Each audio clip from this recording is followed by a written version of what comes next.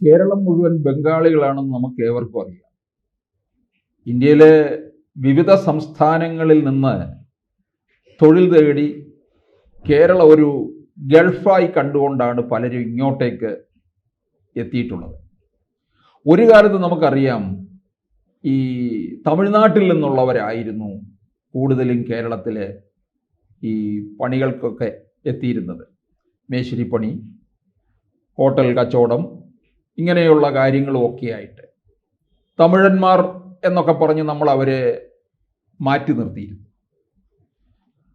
അവരുടെ അവിടുത്തെ സംസ്ഥാനം പല തരത്തിൽ ഉയരുകയൊക്കെ ചെയ്തു കഴിഞ്ഞപ്പോൾ പലരും അങ്ങോട്ടേക്ക് മടങ്ങുകയും ചെയ്തു. പിന്നീടുള്ള കഴിഞ്ഞ ഒരു 10 വർഷമായി വലിയ രീതിയിലുള്ള കയറ്റം ഉണ്ടാകുന്നത് ഈ മറ്റ് സംസ്ഥാനങ്ങളിൽ നിന്നാണ്. നമ്മളവരെ ഇതര സംസ്ഥാന തൊഴിലാളികൾ, അന്യ സംസ്ഥാനം എന്ന് പറയരുതെന്നാണ് പറയുന്നത്. അന്യ എന്ന് പറഞ്ഞു കഴിഞ്ഞാൽ നമ്മളിൽ നിന്ന് അകന്ന് നിൽക്കുന്ന, അങ്ങനെ ചേർക്കാൻ പാടില്ല. നമ്മൾ ചേർത്ത് നിർത്തണമെന്നാണ് സർക്കാർ പറയുന്നത്. അതുകൊണ്ട് ഇതര സംസ്ഥാന തൊഴിലാളികൾ, പിന്നെ അതിഥി തൊഴിലാളികൾ എന്നൊക്കെ നമ്മൾ ഓമന പേരിട്ട് വിളിക്കുന്നവർ, അതിൽ നമ്മൾ മൊത്തത്തിൽ അവരെ പറയുന്നത് ബംഗാളികൾ എന്ന് പറയും. അത് ബീഹാറിൽ നിന്നുള്ളവരുണ്ട്, ആസാമിൽ നിന്നുള്ളവരുണ്ട്, ഇന്ത്യയുടെ വിവിധ സംസ്ഥാനങ്ങളിൽ നിന്നുള്ളവരുണ്ട്. പക്ഷെ ബംഗാളികളാണ് കൂടുതൽ ഉള്ളത്. അതുകൊണ്ട് നമ്മൾ മൊത്തത്തിൽ ബംഗാളികൾ എന്ന് പറയും. അവർ നമ്മുടെ എല്ലാ മേഖലകളും, തൊഴിൽ മേഖലകളായാലും എല്ലാ മേഖലകളിലും അവർ കൈയടക്കിയിരിക്കുകയാണ്. കാരണം നമ്മൾ ഇവിടെ ആരും തന്നെ ജോലി ചെയ്യുന്നില്ല. ബംഗാളികൾ ഇവിടെ ചെയ്യുന്ന ജോലി മലയാളികൾ വിദേശത്ത് പോയി ചെയ്യുന്നു, പണം കൂടുതൽ ഉണ്ടാക്കുന്നു എന്ന് പറയുകയും ചെയ്യുന്നുണ്ട്. വിദേശത്ത് പോകുന്ന മലയാളികൾ ആരും തന്നെ അവരവരുടെ ജോലിയൊന്നും പറയത്തില്ല. എവിടാ ജോലി? ഗൾഫിലാണ്. പിന്നെ ആരും അന്വേഷിക്കാൻ പോകത്തില്ല എന്താ ജോലി എന്നൊന്നും. ഇവിടെ ജോലി എവിടാ? അത് പഞ്ചായത്ത് ഡിപ്പാർട്ട്മെന്റില, അല്ലെ റവന്യൂല, LDC ആണോ, UDC ആണോ, സൂപ്രണ്ടാണോ, സെക്രട്ടേറിയറ്റ് ആണോ, സെക്രട്ടറി, ഏത് സെക്രട്ടറി, അണ്ടർ സെക്രട്ടറി ആണോ, മട്ട സെക്രട്ടറി ആണോ എന്നൊക്കെയുള്ള ചോദ്യങ്ങളാണ്. ഗൾഫിലാണെന്ന് പറഞ്ഞു കഴിഞ്ഞാൽ പിന്നെ മറു ചോദ്യം ഒന്നും തന്നെ ഇല്ല എന്നുള്ളതാണ്. അപ്പൊ ബംഗാളികളെല്ലാം തന്നെ ഇവിടെ വന്ന് എല്ലാ പണികളും, നിർമ്മാണ മേഖലയിൽ, പാചകരംഗത്ത്, നമ്മളുടെ ഇടുന്ന വസ്ത്രം പോലും തുന്നുന്നത് ഇപ്പം അവരാണ്, ബംഗാളികളാണ്. മുടി വെട്ടുന്നത്, ഇനിയിപ്പോൾ നോക്കിക്കോ, നമ്മുടെ നാട്ടിലെ തെരഞ്ഞെടുപ്പിന് മത്സരിക്കുന്നതും ബംഗാളികളായിരിക്കും. വരാൻ പോകുന്ന തദ്ദേശ തെരഞ്ഞെടുപ്പിനും പല വാർഡുകളിലും ചിലപ്പോൾ അവർക്കായിരിക്കും മത്സരിക്കാൻ പോകുന്നത്. ബംഗാളികളൊക്കെ ചിലപ്പോൾ കൂട്ടത്തോട് ഇവിടെ ചേർന്നിട്ടും ഉണ്ടാവും, വോട്ടർ പട്ടികയിലും കാണും. ഏതാണ്ടൊരു 24-25 ലക്ഷം ഔദ്യോഗിക കണക്കാണ്, അതിൽ കൂടാനേ സാധ്യതയുള്ളൂ. അത്രത്തോളം പേര് ഏതാണ്ട് കേരളത്തിലുണ്ടെന്നാണ് പറയുന്നത്. അതിൽ കൂടുതൽ പങ്കും ബംഗാളിലുള്ളവർ തന്നെയാണ്, പശ്ചിമ ബംഗാളിലുള്ളവർ. കേരളത്തിലെ പെരുമ്പാവൂർ എന്ന് പറയുന്ന, ആലുവയ്ക്കടുത്ത് പെരുമ്പാവൂരിൽ ചെന്നാൽ ആ സ്ഥലത്ത് പെരുമ്പാവൂരുകാരില്ല അവിടെ. ഇപ്പം എല്ലാം ബംഗാളികളാണ്, അവരങ്ങ് ഏറ്റെടുത്തിരിക്കുകയാണ്. അവിടെയൊക്കെ ഉള്ളവർ അവിടെ വിറ്റിട്ട് വേറെ വഴിക്ക് പോയി, ഇവരെ കൊണ്ട് തോറ്റത് കൊണ്ട്. അപ്പം ഈ ബംഗാളികളെല്ലാം അവിടുന്ന് ഇത്രത്തോളം ഇങ്ങ് പോന്നു കഴിഞ്ഞപ്പോൾ അവിടെ നമ്മുടെ മമതാ ബാനർജി ഇപ്പോൾ നെട്ടോട്ടമാണ്. കാരണം ഈ കഴിഞ്ഞ സ്വാതന്ത്ര്യ ദിനത്തിൽ നരേന്ദ്രമോദി ചെങ്കോട്ടയിൽ നടത്തിയ പ്രസംഗത്തിൽ പറഞ്ഞ ഒരു കാര്യമുണ്ട്: നമ്മുടെ ഭക്ഷണം കൈയിട്ട് വാരാൻ മറ്റൊരു വിദേശത്ത് നിന്ന്, അന്യ രാജ്യങ്ങളിൽ നിന്ന് ആരെയും അനുവദിക്കത്തില്ല. എന്നുവെച്ചാൽ നുഴഞ്ഞു കയറുന്നവർ ഉണ്ട് എന്ന് സാരം. ഇത് ബംഗാളിലൊക്കെ ഏറ്റവും കൂടുതലായിട്ടുണ്ട്, ബംഗാളിലായാലും ആസാമിലായാലും ബീഹാറിലൊക്കെ ആയാലും. അതുകൊണ്ടൊക്കെയാണ് അവിടെ വോട്ടർ പട്ടിക പുതുക്കിയപ്പോൾ ഇങ്ങനെയുള്ളവരൊക്കെ പോയത്. അപ്പോൾ ബംഗാളിൽ ഇത് ധാരാളമായിട്ടുണ്ട് എന്നുള്ളത് വ്യക്തമായിരിക്കുകയാണ്. അവരൊക്കെ തന്നെ വോട്ടർ പട്ടികയിൽ ഇടവും പിടിച്ചിട്ടുണ്ട്. അവരെയെല്ലാം പുറത്താക്കുക എന്നുള്ളത് തന്നെയാണ് അപ്പോൾ മമതയ്ക്ക് അതിൻ്റെ അപകടം മണത്തു എന്നുള്ളതാണ്.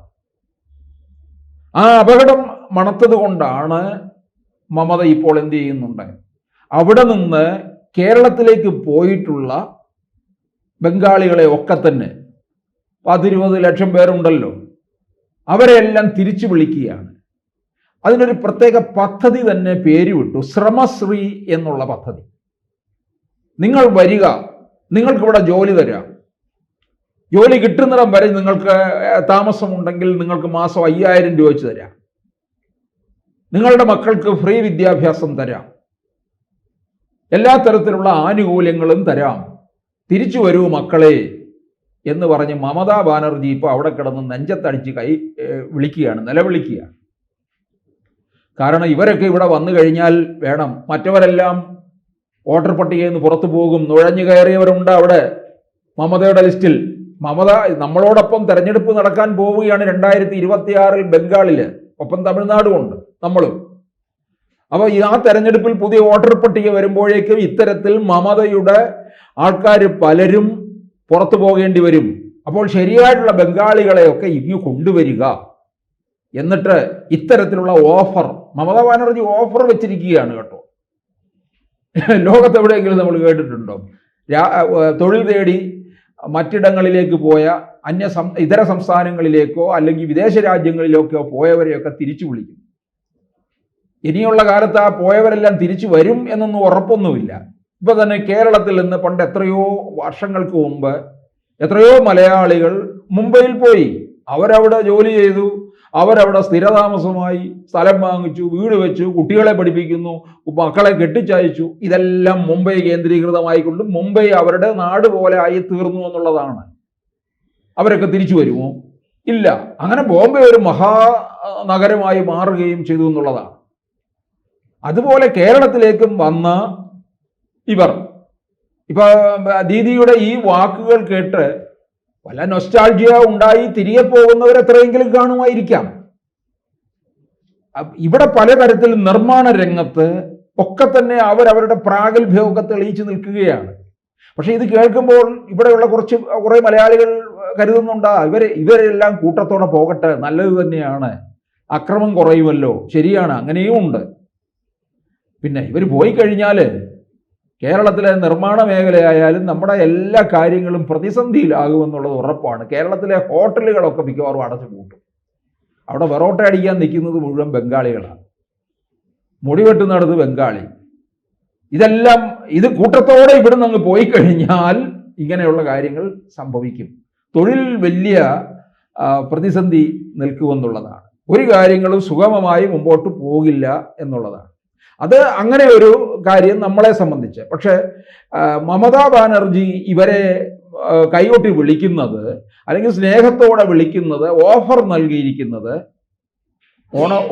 ചില സാധനങ്ങൾക്ക് ഓഫർ നൽകുമല്ലോ, ഇന്ന കാലമാകുമ്പോൾ ഇന്നതിനൊക്കെ വിലക്കുറവ്, പകുതി വിലയ്ക്ക് എന്നൊക്കെ പറയുന്നത് പോലെ ഇവർക്ക് ഓഫർ നൽകുന്നതിന് പിന്നിലുള്ള വലിയ രാഷ്ട്രീയ ലക്ഷ്യമുണ്ട്. ഇവരുടെ ഒരു വോട്ട് ബാങ്ക് തിരിച്ചു പിടിക്കുക.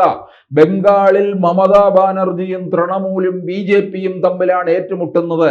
BJP ഒപ്പത്തിനൊപ്പം കയറി വരികയാണ്. മമതയ്ക്ക് അത് ഭയമുണ്ട്. ആ ഭയം മനസ്സിലാക്കിക്കൊണ്ടാണ് ഇവിടെ നിന്ന് പോയിട്ടുള്ള മുഴുവൻ ബംഗാളികളെയും തിരിച്ച് സംസ്ഥാനത്ത് കൊണ്ടുവരിക. വലിയ ഓഫറിലൂടെ ശ്രമശ്രീ എന്ന് പറയുന്ന അവർ വെച്ചിരിക്കുന്ന പദ്ധതിയുമായിട്ട് മുമ്പോട്ട് പോവുക, ഇവരെ തിരിച്ചു കൊണ്ടുവരിക. അങ്ങനെ വീണ്ടും അധികാരം പിടിക്കാനുള്ള ഒരു ശ്രമത്തിന്റെ ഭാഗമാണ് ഇവരെയൊക്കെ തിരിച്ചു വിളിക്കുന്നത്.